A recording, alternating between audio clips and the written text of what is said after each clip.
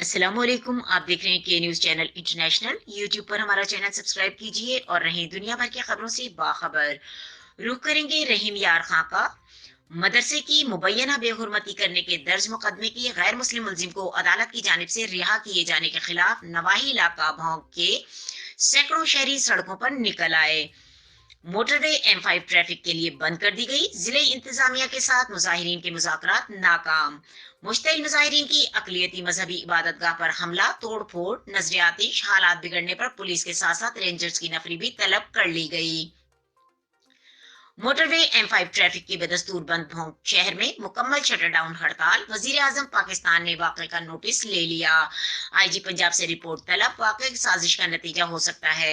तफसीलात के मुताबिक चंद रोज कबल नवाही इलाका भोंक में वाक़ा मदरसे में अकलियती बिरादरी से ताल्लुक रखने वाले भवेश नामी नौजवान ने मुबैना तौर पर बेहुरमती की थी, जिसका मुकदमा मुलजिम के खिलाफ थाना भोंक में अंदराज किया गया था और पुलिस की जानिब से चालान अदालत में पेश किया गया था, जिस पर गुज़िश्ता रोज मुलजिम की अदालत से जमानत मंजूर हो जाने पर रिहाई हो गई, जिस पर भोंक शहर के सैकड़ों अफराद मुश्तइल होकर सड़कों पर निकल आए और ट्रैफिक के लिए मोटरवे M5 मुकम्मल तौर पर बंद कर दी गई, जिससे सड़क के दोनों तरफ गाड़ियों की मीलों लंबी लाइनें लग गईं।